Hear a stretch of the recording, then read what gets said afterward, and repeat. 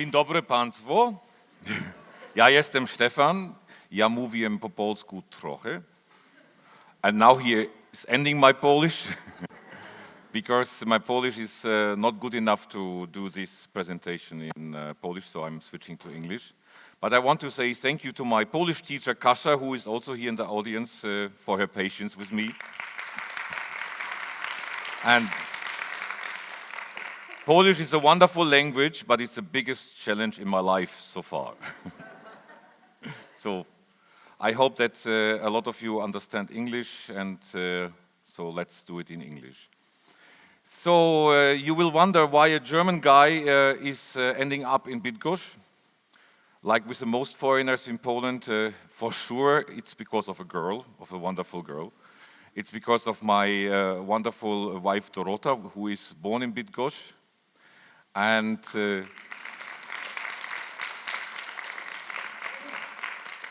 after an odyssey through Germany, South Africa, then we decided for our daughter that it's time to learn Polish and to get to know Poland. And that's how I ended up here.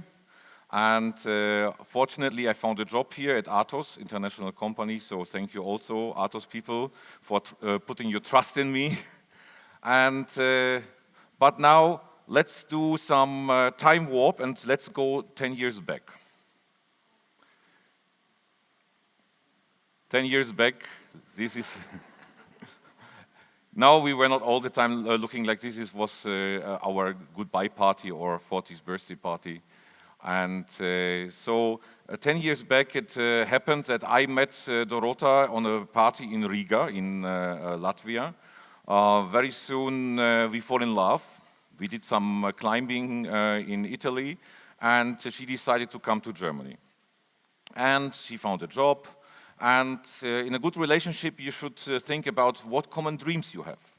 And very soon we discovered that we both dreamt our whole life about Africa. And we said, oh, we should go to Africa. But we didn't want to go to Kenya to do some safari, on a booking some tours and just being there as a tourist. So we were always traveling both with couch surfing and hitchhiking and so on. So we didn't want to do now discover Africa in this way. So we decided, if we go to Africa, let's do something, let's make a difference, let's try to volunteer there. Let's do a gap year, make a break from the job, and do something where you can even help, maybe, some people. So, we started our planning, and first, saving some money. Yeah, because as a volunteer, normally, it's very rare that you get some volunteer options where you really can earn something, so we were saving some money. Then we were searching for charity and volunteer options in the internet, and we found a lot of different things. Then finally, when we found this, and the time slot, then you have to book your plane tickets. We were selling our furniture and other belongings, so some stuff we were bringing to my sister's farm. But it's also very good, I can tell you, it's very good to see what in some years you're all gathering. It's a very cleaning process to just get rid of old stuff. And then finally organizing the visas, we got them. Vaccinations, so in South Africa this is most important is hepatitis. And then cancelling all the contracts, flat electricity, and the most relieving point, it's like we quit our jobs. So we decided, we had the options to stay in our jobs and to come back, but we said no, we want to take this chance also to quit the jobs and to have the chance after Africa to start something completely new. So we thought, okay, we made a plan. Yeah, this was our plan. We had a great Excel sheet on Google Docs, and we were starting to execute this. And I just can give you one good tip. Don't stop just with planning. For a lot of people which we know, they have a plan, and then they are planning it and planning it and planning it. And a good friend of ours, Pavel from Krakow, was just a few days ago saying, you know, this is mental masturbation. And it's nothing bad with this, yeah, because it can give you satisfaction just to see, I could, if I would. Yeah, I have the ability to do it. But if you really want to realize a dream, Yeah? Don't stop with planning. Start doing it. So we did it. We start doing it, and we start telling our friends and our family from this. And surprise, surprise, yeah, obstacles. The funny thing is, these obstacles, we didn't had so much, they were not worrying us so much, but our family and our friends. And we had people, yeah, who were saying, are you insane? Yeah, you will get sick, you will get beaten up, you will get robbed, yeah, they will murder you. And then we got pregnant. And okay, so things changed a little bit. So we said, yeah, so as a pregnant woman, it's maybe not so good to volunteer in Africa. It's possible, no problem, yeah, but we said, and but our family was not very happy about this idea either. So then we started to talk with the children doctor. And the children doctor said, you know, Stefan, Dorota, when the child is 3 years old, you can go already when it's 1 year old, but when it's 3 years old, there's barely any risk, yeah? It already has all this, it's immune against the most bacteria, so it will be strong enough, your daughter, that she can face the new environment. And I have to say, when we were there, first she had throat infections because it's a lot of new bacteria, but it was no risk. So if you do your research, do your replan, yeah, no problem. When it comes hepatitis, okay, we had to do some vaccinations. Yeah, violence, crime. Everybody thinks South Africa, everybody's killing everybody all the time. Yeah. It's not true. Yes, they have the highest murder rate, maybe. But it's mostly in big cities. It's mostly under influence from alcohol in families or on parties. It's mostly black-on-black violence.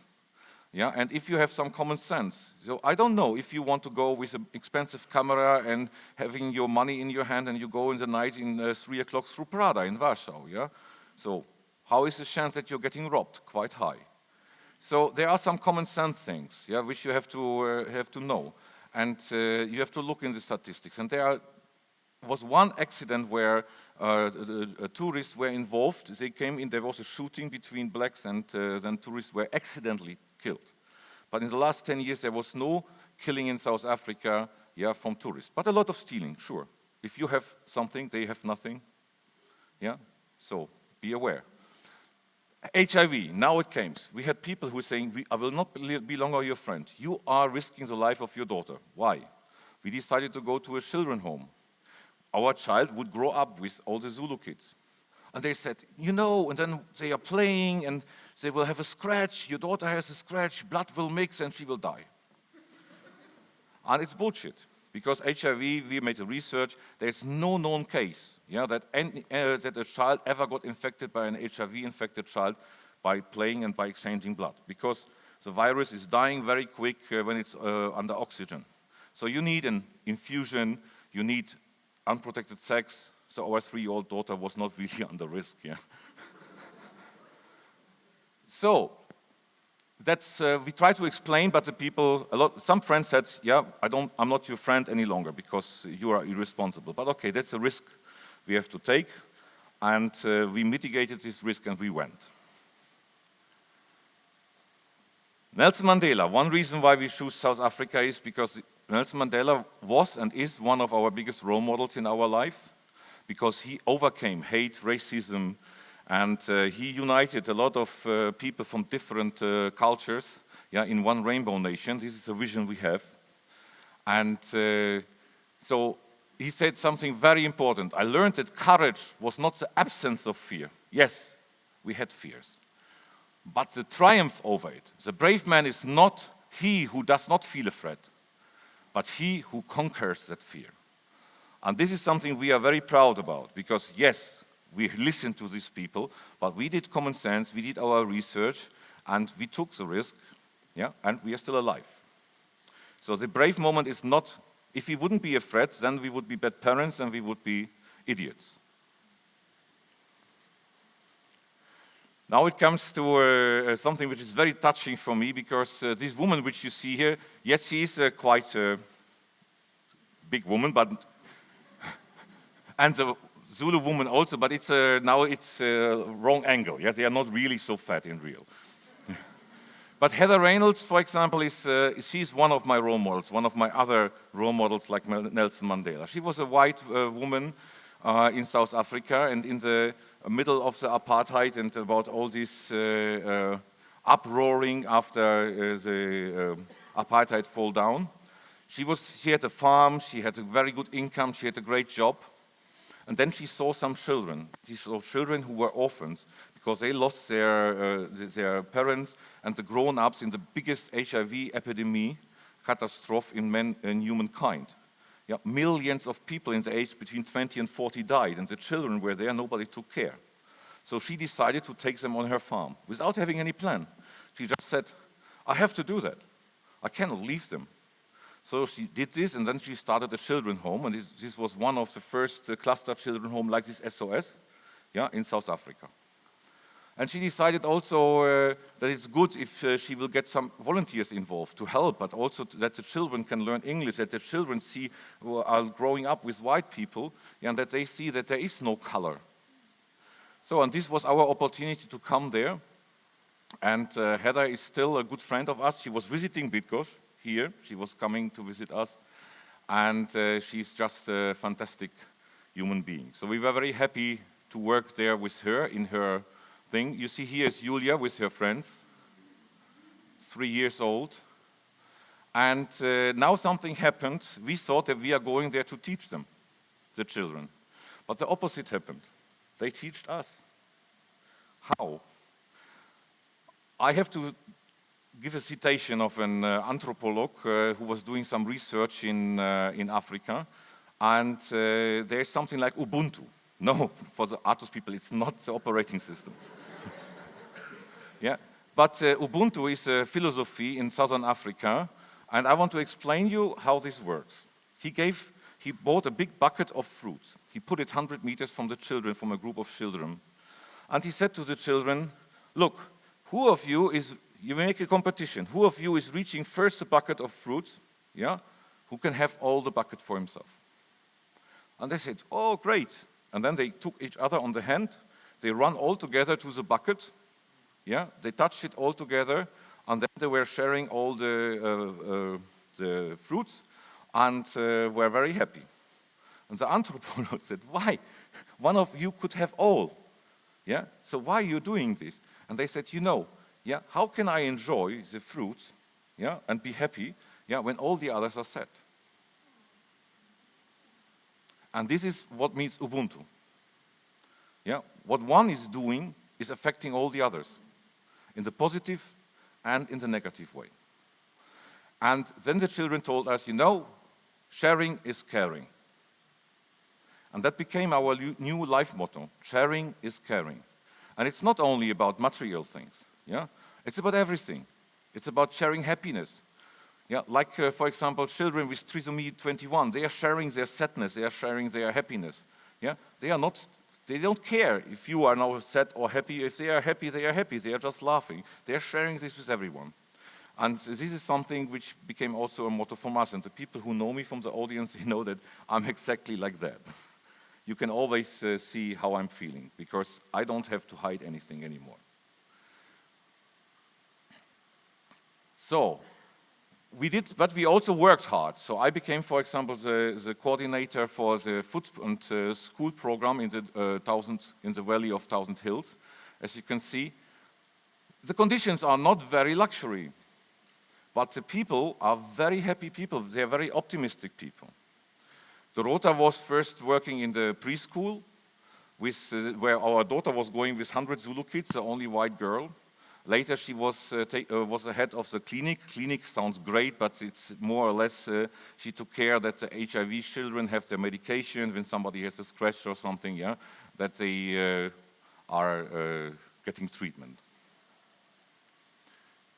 Ooh, now it happened. Okay, so we made friendship with the locals. This is a teacher, on the left top is the teacher from Julia, and we were visiting then also the family. So this woman gave birth to 15 children. Yeah? And you see the man, the husband, has a little bit different role than in modern Poland. Maybe you still know this from your grandfather, yeah? but he was very proud. We also took part on traditional ceremonies and see some of the volunteers, Dorota, behind the teacher from Julia. Yeah, and so we learned a lot about traditions, about community, and we are very thankful for that. But we also decided already earlier that we wanted to travel. So first we wanted to travel in the end of the 1 year, but then it happened that we could travel in the middle of this 1 year. And we started a trip. We bought a 4x4 car, because with a normal car you would not come far. And so we started our trip, and we went to whole South Africa, Namibia, Botswana, Zimbabwe, Mozambique. And this was one of the greatest experiences in my life, because we had very quality time with our daughter, 3 months, 24 hours together. We could discover the nature, the animals, and the local people. This was our car. Yeah, we had a tent, a gas cooker, some butter, and we were just driving. So we had like a rough idea where to go, but we were just going and discovering. So this is, but for us it was also important that we didn't want to travel as a tourist. So we were doing a lot of couch surfing. We were staying with locals. I had some old study friends in Namibia, and we could learn something there about the Namibian culture, and we were staying with people in Mozambique, with people in South Africa, and a lot of them are still our good friends. So we are on Facebook all the time exchanging messages, and we are sharing what's going on and so on. And also, I could realize another dream. When I was a child, we had a television program which was showing always about the Kalahari and about the Serengeti. And it was in black and white, and I said, one day I want to go there. So Serengeti is still open. Kalahari I did now. And it's just fascinating. It's a park which is big like France. And you are only with 100 cars are allowed there, and you are sleeping there with your tent. You have no fences. In the night you hear the lions, you hear the leopards, you hear the hyenas. The next day we found some shit from leopards near our tent. We had elephants close in the night, and then also people said, how can you do this with a 3-year-old daughter? It's very easy. Yeah, it's don't put food in the tent. In the evening when it's getting dark, have a fire. When the fire is going out, go in the tent. Don't leave the tent until the sun is up. Yeah, it's the same like when you're going in North America. Yeah, don't put food in the tent. Put it in these metal boxes on the camping ground. Yeah, because yeah, it's easy. So there's not known any case of incident with wild animals and humans. Yeah, and the ones where humans got killed, it was because of stupidity. Yeah, because they were not following the rules. So this was also great for us because in Poland, in Europe, we don't have so much possibilities to encounter the wild animals.